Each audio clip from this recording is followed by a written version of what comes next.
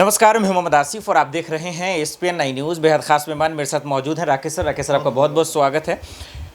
BJP के सांसद हैं गिरिराज सिंह, उन्होंने बहुत बड़ा आरोप लगाया है राकेश सर। उन्होंने कहा कि कांग्रेस दरअसल देश के प्रधानमंत्री नरेंद्र मोदी की हत्या करना चाहती है। इसको मैं बारीकी से दरअसल आज विस्तार से समझना चाह रहा हूँ कि गिरिराज सिंह का ये बयान छोटा नहीं, बहुत बड़ा बयान है।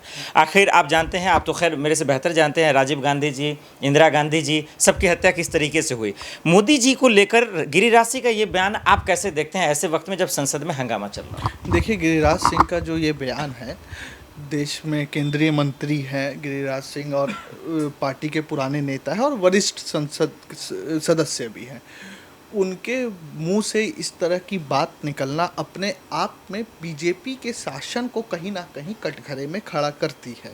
आप समझिए, भारत जैसा देश जो इतना बड़ा लोकतंत्र है, वहाँ पे आप सत्ता पक्ष के सांसद होते हुए ये कह रहे हैं कि कांग्रेस, जो कि एक देश की सबसे पुरानी पार्टी है, एक अपना राजनीतिक उसका इतिहास है, देश को आप लगा लीजिए तो लगभग नेहरू, गांधी, शास्त्री, राजीव गांधी, मनमोहन सिंह, लगभग 5 प्रधानमंत्री दे दिए हैं। ऐसी पार्टी मौजूदा प्रधानमंत्री की हत्या क्यों कराना चाहेगी? तो एक तरीके से आप देखिए तो ये कुल मिलाकर एक राजनीतिक बयान है। अगर ऐसा होता भी है तो जो दावे किए जा रहे हैं 2014 के बाद और अभी हम 2023 में हैं कि भैया देश की सुरक्षा प्रणाली मजबूत हुई है, देश में सुरक्षा चाक चौबंद हुई है, प्रधानमंत्री एक तरीके से अभी तक के सबसे लोकप्रिय नेता हैं। तो अगर इन सभी बातों पे देखा जाए तो जो देश की सुरक्षा प्रणाली और सुरक्षा एजेंसियां जो घोटालों में तुरंत विपक्ष के पास पहुंच जाती है, क्या उनके पास वो इनपुट नहीं है जो गिरिराज सिंह के पास है? गिरिराज सिंह को किसने कान में आके बोला कि कांग्रेस देश की प्रधानमंत्री की हत्या कराना चाह रही है? एक तो आप जो आज राहुल गांधी पे आप आरोप लगा रहे हैं कि वो विदेश में जाकर एक भ्रम वाली स्थिति देश के लिए। सर यहाँ पे रोकना चाह रहा हूँ, इस मुद्दे पे आओ, लेकिन इससे पहले मैं थोड़ा सा आपसे सहमत नहीं हूँ। मैं गिरिराज सिंह के साथ हूँ। किस बेस पे आप कह रहे हैं कि नहीं? देखिए, जब पंजाब में देश के प्रधानमंत्री नरेंद्र मोदी जाते हैं तो आप देखते हैं कि सुरक्षा में चूक होती है और किस तरीके से उस सुरक्षा के हालात में लगभग 15 से 20 मिनट खड़े रहते हैं। फिर क्यों ना कहा जाए कि कांग्रेस इस तरह की हत्या करवाना चाहती है और बार बार मोदी जी को बम से उड़ाने की, सुरक्षा में चूक, कॉलिंग से आते हैं, धमकी आते ही रहते हैं। फिर गिरिराज सिंह का कहना गलत कैसे हो सकता है? जैसे आपने जिक्र किया पंजाब का तो आसिफ जी, आपको भी पता है कि देश के प्रधानमंत्री की सुरक्षा में अब एसपीजी है। जब राजीव गांधी की हत्या हुई थी उसके बाद एसपीजी एक्ट लाया गया और एसपीजी की सुरक्षा प्रणाली देश के सभी प्रधानमंत्रियों को जो उनके बाद बने उनको दी जाने लगी। एसपीजी का काम करने का अपना तरीका है, अपने प्रोटोकॉल्स है। एसपीजी ऐसा नहीं है कि सुबह प्रधानमंत्री का दौरा बना और दिन में उठ के प्रधानमंत्री चल दिए पंजाब की ओर। पंजाब का दौरा पहले से तय था। एसपीजी ने पहले ही आपको मैं बता दूं, 48 घंटे पहले जहां पे दौरा होता है, दौरे स्थान पर एसपीजी पहुंच जाती है। साथ के साथ एसपीजी उस पूरे रूट को 24 घंटे पहले तक में निगरानी करके पास आउट कर देती है, जिसे पासिंग ड्रिल कहा जाता है कि कोई भी पीएम निकलते हैं तो उस रूट का पासिंग ड्रिल होता है, वो कर चुकी होती है। तो आखिर क्या कारण हो गया, एसपीजी की चूक कहाँ हो गई जो प्रधानमंत्री को उस हाईवे के ऊपर 20 मिनट तक रुकना पड़ा? उसके बाद एनआईए को जांच सौंपी गई। एनआईए की जांच सार्वजनिक रूप से आना चाहिए। कौन दोषी है? आपने उस समय उठा के एसपी, एसएसपी और डीआईजी को, एसपी एसएसपी को सस्पेंड कर दिया, डीआईजी को दिल्ली तलब कर लिया। लेकिन एनआईए जो जांच कर रही थी, उस जांच का क्या हुआ? अगर प्रधानमंत्री के जीवन पर इतना बड़ा खतरा उस दिन उत्पन्न हुआ तो जांच एजेंसी की रिपोर्ट्स कहाँ हैं? क्या किसी को भी, चाहे कोर्ट में, किसी गृह मंत्रालय में, संसद में, कहीं भी पटल पर रखा गया? ठीक है। दूसरी बात, अगर इस तरह के दावे हो रहे हैं तो आपका विकास मॉडल कहाँ है? फिर तो आप घाना और साउथ अफ्रीका जैसी कंट्री हो गए, या युगांडा जैसी कंट्री, जहाँ पे आपको याद होगा घाना में प्रधानमंत्री को दिन दहाड़े मार दिया जाता है, राष्ट्रपति का अपहरण हो जाता है। तो फिर आपका विकास मॉडल और जो सुरक्षा में आप बड़ी बातें कर रहे हैं वो कहाँ है?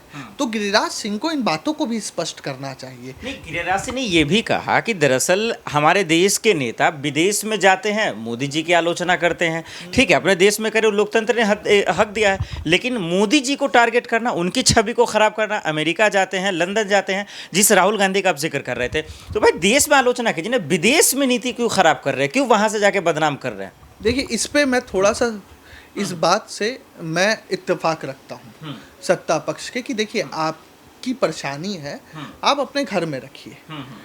अगर आप बाहर जाके लोकतंत्र, देखिए पूर्व की जो सरकारें हैं, पूर्व के प्रधानमंत्री भी रहे हैं, अगर आप प्रधानमंत्री नरेंद्र मोदी ने भी कई बार ऐसे वक्तव्य दिए हैं।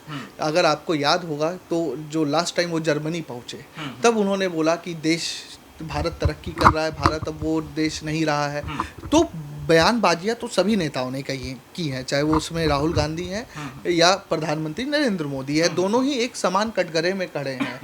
तो राहुल गांधी ने थोड़ा 2 कदम आगे बढ़कर बयान कर दिया है, लेकिन स्थिति ये है कि जो भी आपकी समस्याएं हैं, देश की नीति और देश की जो नियमावली है उस पे चर्चा मेरे अनुमान से देश के भीतर ही होना चाहिए। आप एक अंतर्राष्ट्रीय मंच पर जाकर, जो विश्व का सबसे पुराना लोकतंत्र है, माफ कीजिएगा, सबसे बड़ा लोकतंत्र है, वो देखिए, हम जब 47 में आज़ाद हुए, उसके बाद आप समझिए 62, 63, 64 तक, जब तक नेहरू जी थे, 17 साल वो देश के प्रधानमंत्री रहे। उस समय के हालात देखिए, 1947 में जब देश आज़ाद हुआ, बहुत सी सामाजिक असमानताएं थी, शैक्षणिक असमानताएं थी, वैचारिक असमानताएं थी। उस समय वोटिंग राइट्स उन लोगों को था जो पढ़े लिखे थे, संभ्रांत समाज से आते थे, जो एक वर्किंग क्लास था, जिनके पास आमदनी थी।